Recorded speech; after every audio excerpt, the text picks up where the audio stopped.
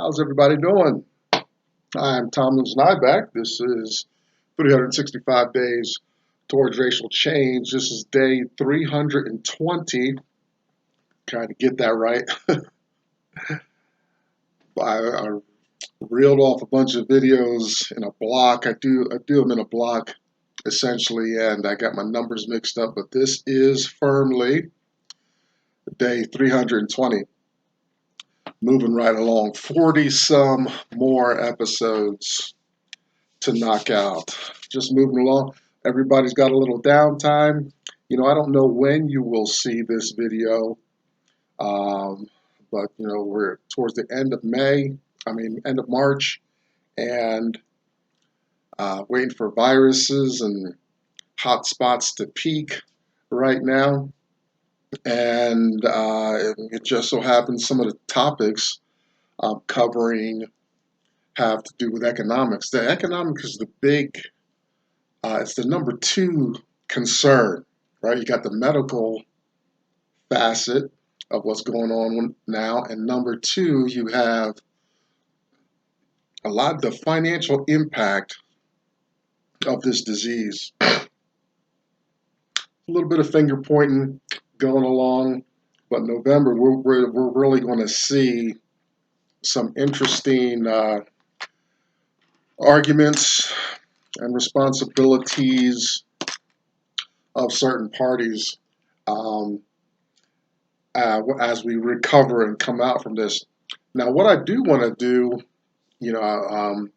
past few episodes, this episode, and a couple more episodes, no doubt, will be having an economic flavor, but it's exacerbated, it's intensified now because of some of the opportunities that will emerge, already have actually, from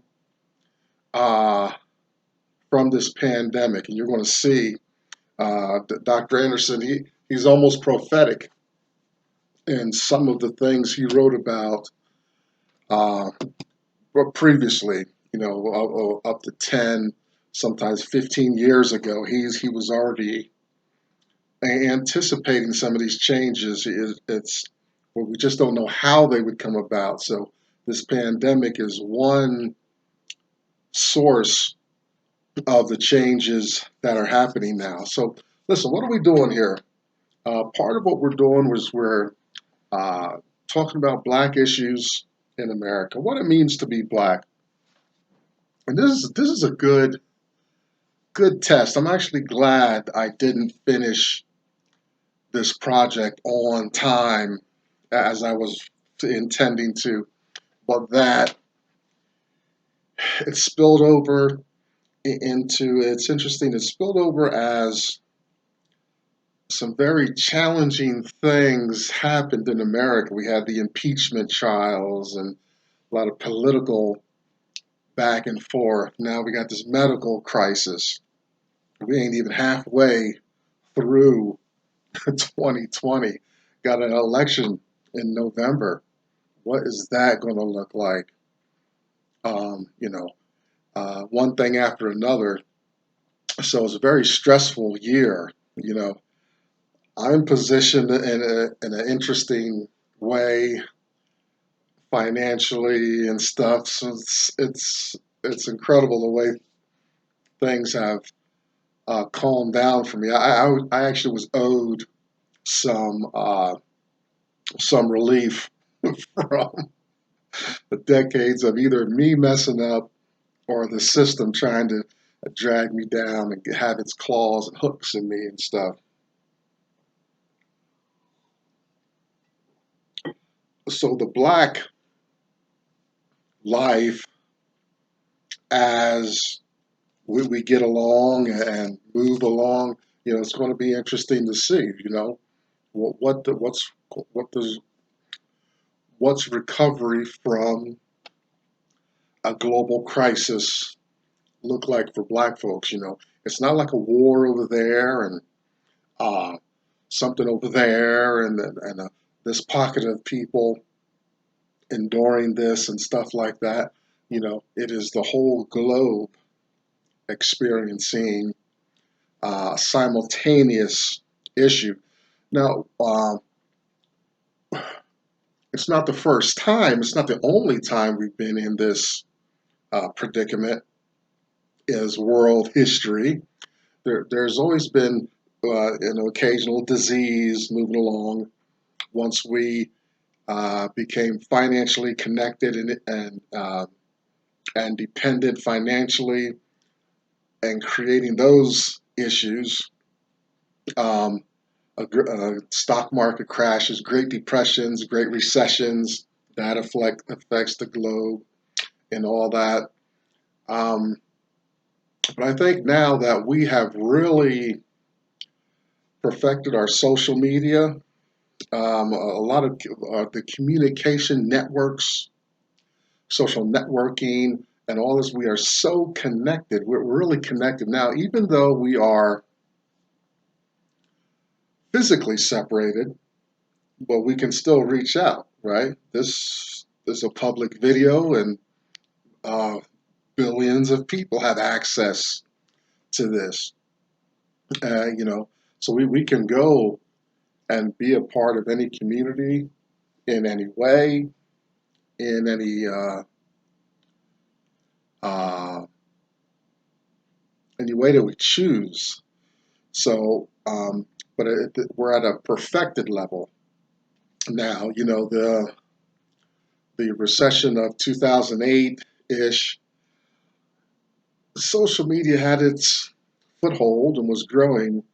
But I think now, 10 or so years later, social media being interconnected um, is at a level now where all things being equal, you take away any physical dependency, then you have a whole.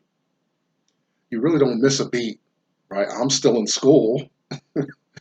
School starts for me tomorrow. I don't know when you're watching this, but this the disease came right on spring break and Mardi Gras and a lot of springtime events and stuff like that. So our school had spring break. We were going kind of offline anyway. So now I got 6 weeks to bear it. So what I'm saying is, because of social media, we're still pretty much connected. But you know, is there a racial concern in the media? I'll tell you a true thing. I have refrained from putting my face into certain communities because of racism, right? It's the same thing, if you go to a dating site and you're looking for a lover or something, you're going to be, well, if that person does not look like your flavor, then you're going to shy away from that individual and that potential experience, right?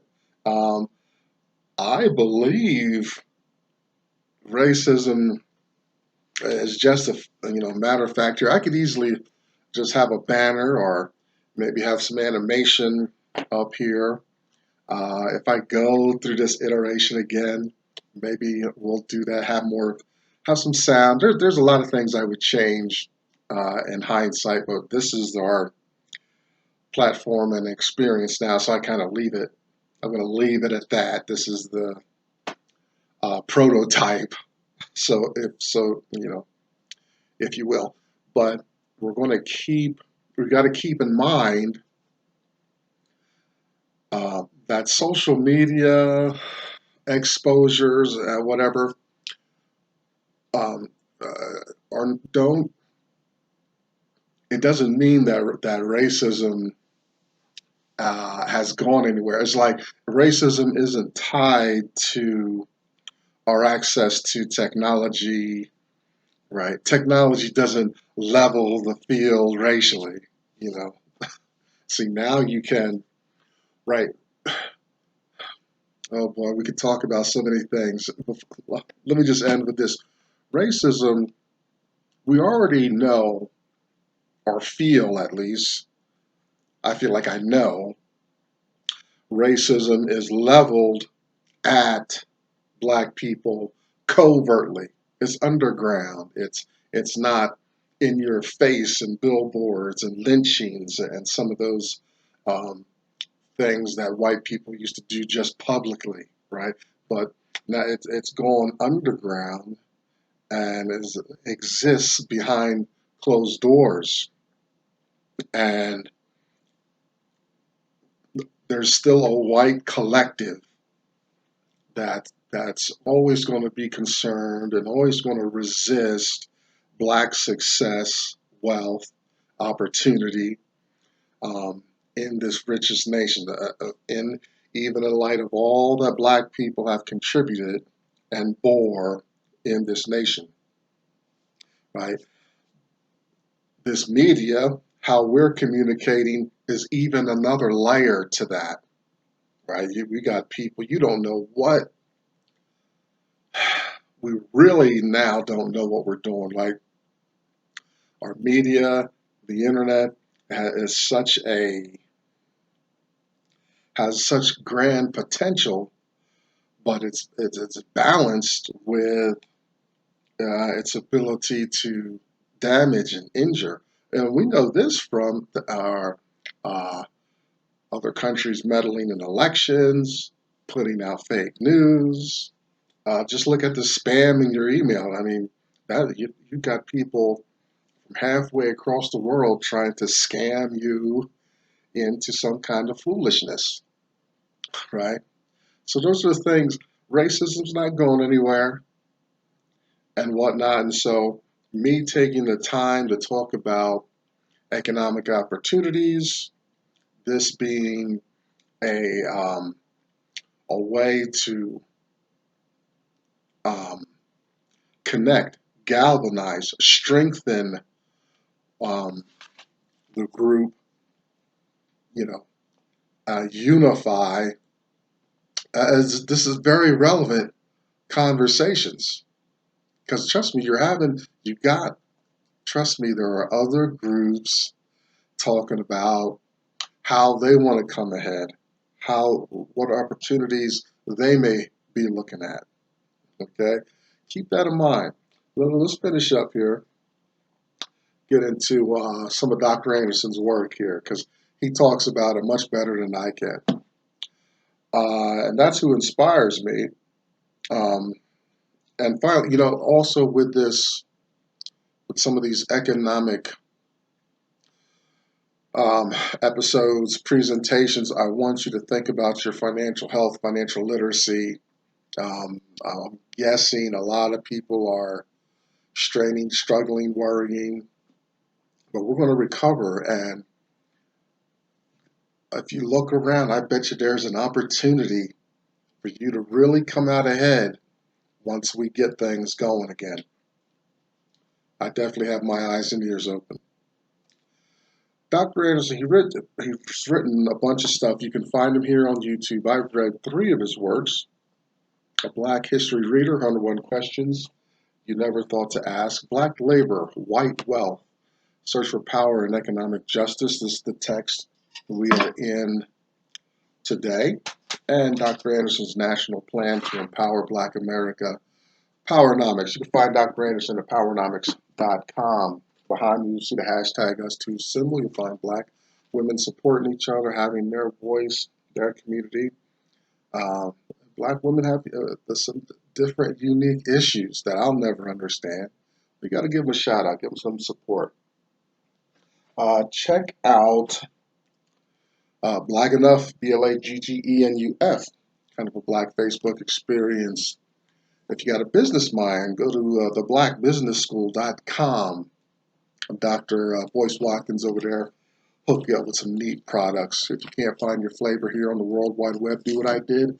Start your own little project. Who knows what'll happen? What you personally may learn. This is a personal project for me. I'm not beholden or invested in anybody. This is me. I probably owe Google a whole lot. That's about it. book I don't talk about, well, I mention a lot, but I really want you to get this book. I know it's a pretty big one. I like big books, I guess. I'm a bit of a bibliophile. The Creature from Jekyll Island, and I mentioned this book um, because the country has done some things financially that are questionable. I understand some of the shortcomings and dangers of what this country's doing financially, but I'm not really equipped to articulate it. But that book will give you a good idea on why some of what America is doing financially is very, very dangerous, and we we might have had some other options financially that I think of as I reflect on the information out of that book. And finally, we have story time. We're not going to get back to it for a while yet, but Uncle Tom's Cabin. Read this book as well. I know it's another big, thick one, but a lot of information about fictional life in slave America, but it is informed by nonfiction events. Very important work there by Harriet Beecher Stowe. All right, Black Labor, White Wealth. Today's topic, economic control, very important as we go through. Again, more the theme of opportunity. I just saw, one of these carpet cleaning franchises, their commercials. And if a lot of the advertisements nowadays is about uh, social distancing and opportunities to deep clean because spaces of worship, commerce, all that retail are empty. Perfect time to get your floor done. So I'm watching these commercials, but I remember Steve Harvey's is he's an entrepreneur. You've heard me say maybe negative stuff about Steve Harvey, but uh, I also have to mention the brother that made it happen. Um, but I know one of his adventures involved carpet cleaning, and this is again one of those opportunities. Uh, you know, you get a van, get a cleaner, and pipe up the virus and the need for a clean carpet. Boom, you've started. This is the opportunity that you started. So talking about economic control, and what we mean is, our conversation more about vertical integration, ethno aggregation. We're going to talk a bit about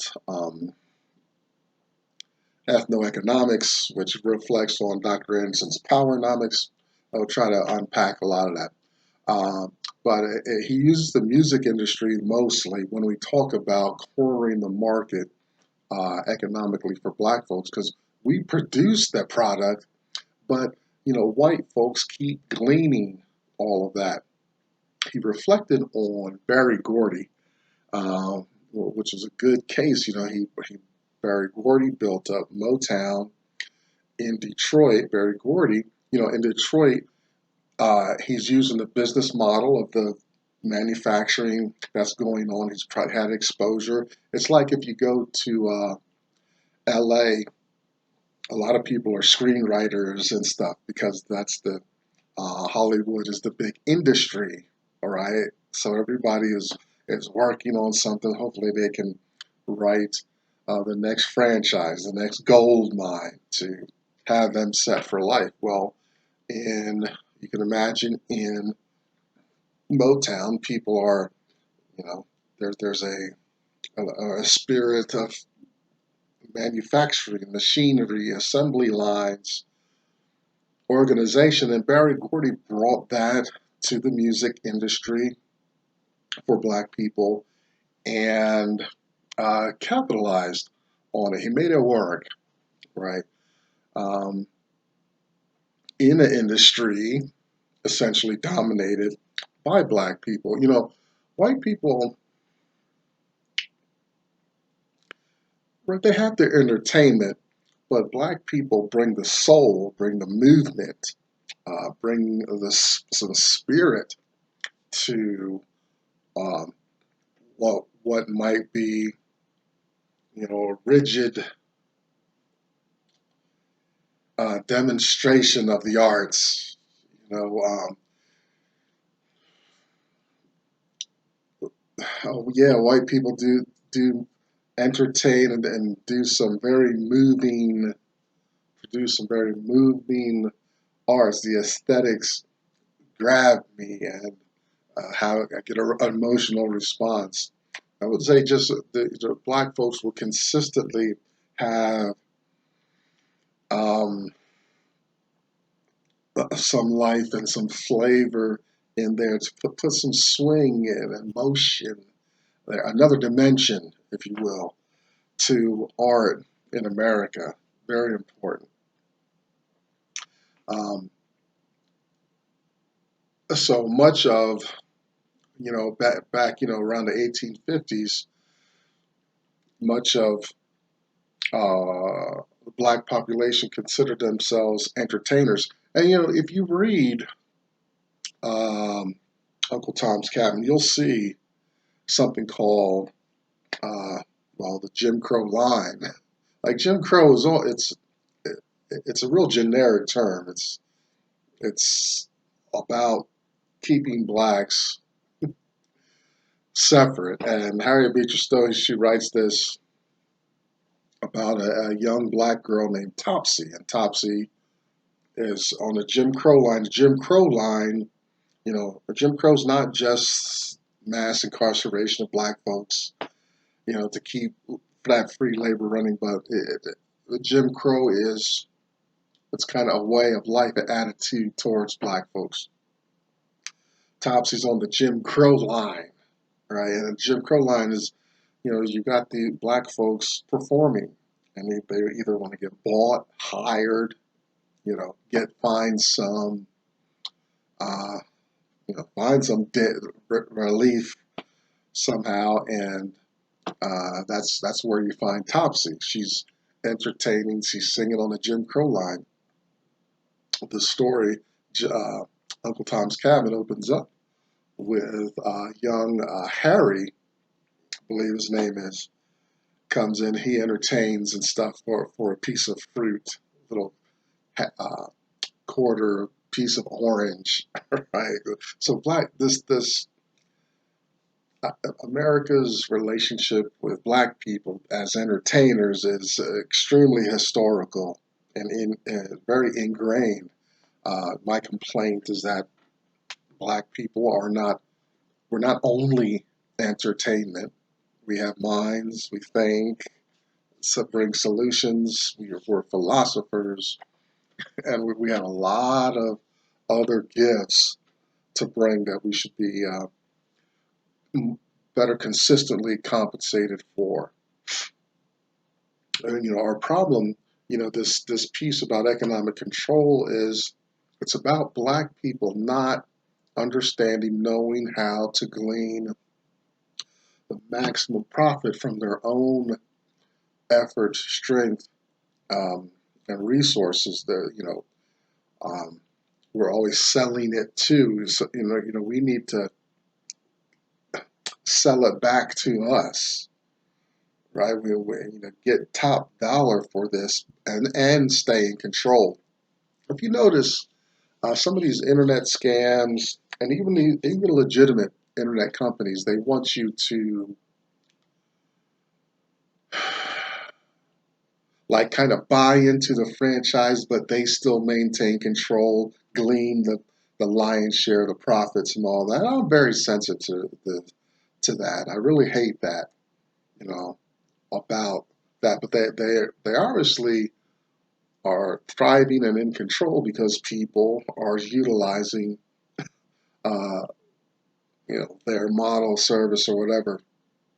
Black people really need to get, if you're a person creative enough to create something that they want, then step back and find a way to make that work and happen for you on your own, right? I'm slowly getting my courage and my mind together to be more in that position. But that's the ideal. That's what I'm getting from Dr. Anderson. You know. Um, so so so listen. And the one thing that I wrote this little note to me, two important points I need to bring up about economic control. We already know we want to get to a point where black people are consistently recognized as a group in control of product or service, right? I mean, this is all this white domination and control. It's really, they got it and earned it in their in various ways to some degree. But oh wow, we can just I know we can beat that based on that. I'll tell you 2 points before we end. Number one, I recognize, and I don't know if Dr. Anderson recognized this or any other black group, we have to recognize, like these videos here, these videos ain't going to make some big national movement and within a stretch of 3 to 5 years, you're going to see this black enterprise in America, you know, happening. No, it's got to be like Inception. Remember the movie Inception? Like you get the best changed because they go inside the dreams and stuff. Well, you don't simply change some circumstances within the dream and expect some kind of result. Now, the successful inception is you got to plant a seed of an idea way deep down in the subconscious of that individual's mind, and it blossoms powerfully, inexorably in their lives, when they wake up. These videos, Dr. Anderson's work, great work, but I think he's just a little too ambitious. Dr. King was successful because the need was great and obvious and overwhelming. There had to be some changes in a short amount of time. It's too bad we did not sustain it and just keep going. We pulled up a little short, but that's another story. I've talked about that in past videos. But the kind of change, what I would like to see in in America, these are very lofty goals. I'm not going to see them in my lifetime. Realistically, um, some young man or woman, hopefully black. This this is this is to see have black people in America en masse become competitive. I'm not looking for violence or wars, power domination, and stuff like that. I just want to see black people equally competing with white people, and we don't, not in mass, and not for things other than sports and entertainment. I know that these are just small seeds happening, right? I'm going to be dust and ashes and bones if this thing ever really takes off. I hope it does. But I'm realistic. These are me and Dr. Anderson, anybody else involved in this kind of work. We're just planting the seeds. Another generation too, maybe we'll have a big jump, right? If you understand what the word dialectic means, well, that's what's happening here. This is just the thesis happening portion. But I'm not going to go big into those philosophical portions, but there are other. I'm not the only black man who understands dialectics. Getting back to Hegel. Now, second, let me finish with this. Dr. Anderson gives us some great points. But then, as I was reading this piece on Berry Gordy, I realized Dr. Anderson he's missed another. He could add another point to vertical integration and ethno aggregation, and that would be Black sustainability.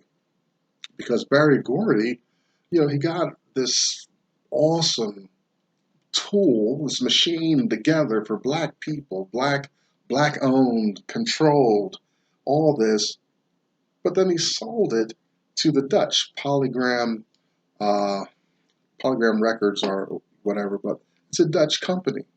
He gave it to white folks. Black folks could not sustain this endeavor. You see the same thing in car manufacturing, and you see it all over the place. Where the Black man, oh boy, creates all these great ideas, businesses, and things like that, and but we can't sustain them. So I'm going to add. This is personally, I need to add this to Dr. Anderson's awesome work when he talks about vertical integration, ethno aggregation. We need to insert Black sustainability. We need to insert generational um, continuation. Uh, uh, some Black inertia forward. We need to add to this.